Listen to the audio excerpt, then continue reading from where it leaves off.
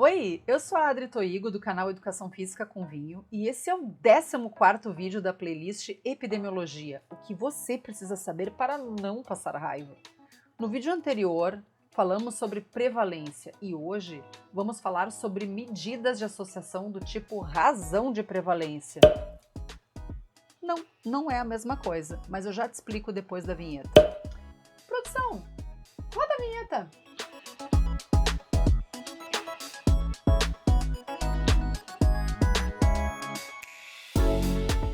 Os estudos transversais são usados para medir dados de prevalência, como te falei no vídeo anterior, e se tu perdeu esse vídeo, eu vou te deixar ele aqui linkado no card. Mas vamos adiante. Nos estudos transversais, a associação entre um suposto fator de risco para a ocorrência da doença ou da lesão e o desfecho pode ser estimada pela razão de prevalência.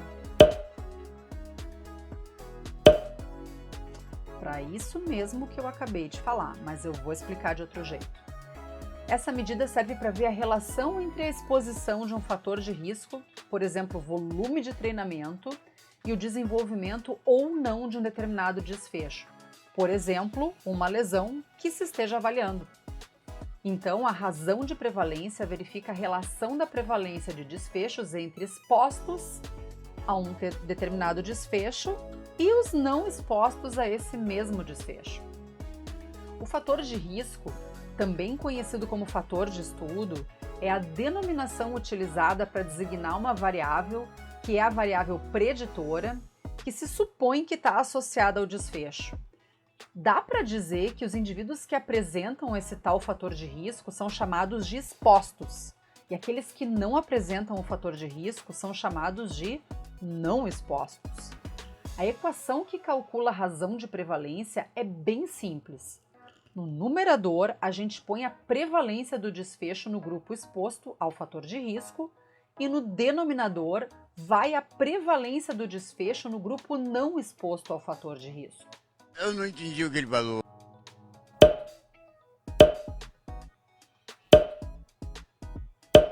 Vou te apresentar uma tabela de contingência 2x2 para ver se fica mais fácil de entender. Ela é 2x2 porque cruza fator de risco, exposto e não exposto, com o desfecho, sim ou não. Se a gente olha para a primeira linha, a soma é A mais B, e na segunda linha, a soma é C mais D. Já, se a gente olha para as colunas, na da esquerda, a soma é A mais C, e na da direita, B mais C. O total é a soma das 4 células. Dessa tabela, sai a equação que eu estou te deixando na tela e que é a mesma que eu já tinha te mostrado antes, mas agora usando as células da tabela. Olha como é que fica. A razão de prevalência é a divisão de A dividido por A mais B no numerador e C dividido por C mais D no denominador. A razão de prevalência estima quantas vezes mais os sujeitos expostos têm o desfecho quando comparados aos sujeitos não expostos no período da pesquisa. Nota que uma razão de prevalência não estabelece o risco de desenvolver a doença ou sofrer uma lesão. Eu não entendi esse final, quer dizer, não entendi foi nada. Vou dar de novo um exemplo em lesões no esporte. Sobre a prevalência de praticantes de corrida de rua lesionados, a gente poderia avaliar também como variável preditora ou fator de risco para a lesão o volume de treinamento dado pelo número de horas semanais de treinamento, ou seja, a gente teria que estabelecer a partir de qual quantidade de horas o volume de treinamento seria considerado alto para esses participantes do estudo. Para avaliar a associação do volume de treinamento com as lesões nos corredores de rua que fizeram parte do estudo por meio do cálculo da razão de prevalência, vamos considerar a distribuição das variáveis de acordo com essa tabela de contingência. Digamos que no estudo a gente tenha encontrado esses dados.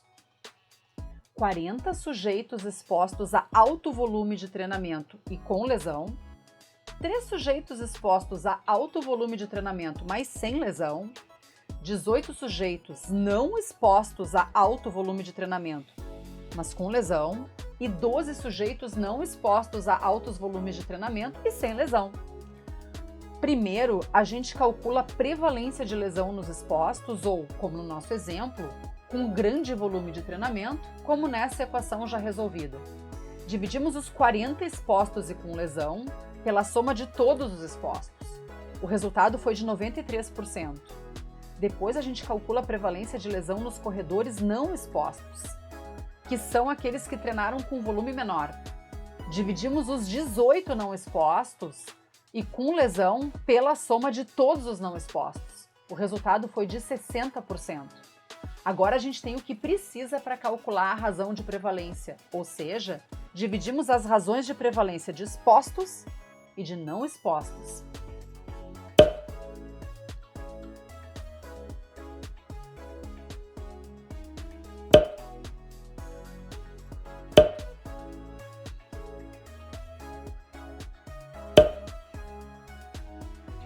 É fácil. A associação é positiva quando a razão de prevalência é maior que 1, ou então a associação é negativa quando a razão de prevalência é menor que 1. Ainda, se a razão de prevalência for igual a 1, então a gente fala que não tem associação. Então, no nosso exemplo, a prevalência de lesão nos corredores estudados que treinam com alto volume é 1,55 vezes a prevalência de lesões nos que treinam em volume menor. Ou ainda, a prevalência de lesão em corredores que treinam com alto volume é 55% maior que a prevalência nos corredores que treinam em volumes menores. Ou seja, 1,55 vezes 100 igual a 155. Então, aumento de 55% ou 100 mais 55. Se ficaste até aqui, é porque gostaste do conteúdo. Então, se puderes, te inscreve no canal e se quiseres receber notificação de vídeos novos, clica no sininho. Outra coisa que nos ajuda muito no engajamento e não te custa nada é deixar um like. Comenta o que achaste desse vídeo aqui embaixo e se puderes nos ajudar com qualquer valor para continuarmos produzindo esse tipo de conteúdo, esse aqui é o nosso Pix. Aliás, nesse mesmo endereço eletrônico, tu também podes entrar em contato com a gente caso precises de uma mentoria especializada para o teu trabalho de pesquisa, seja ele em nível de graduação, de pós-graduação. Afinal, eu e o Prof. Gru somos doutores e temos muita experiência nisso. Melhor do que qualquer prova social, a gente recomenda que tu dê uma espiadinha no nosso currículo Lattes e tu vai ver que ali o bonde é pesado. Se não conheces o nosso perfil no Instagram, é esse, @ficumvinho. Lá a gente sempre te avisa de vídeos novos e te entregamos outros conteúdos variados e de qualidade na área da educação física. Hoje eu vou ficando por aqui. Um beijo da bruxa e até a próxima!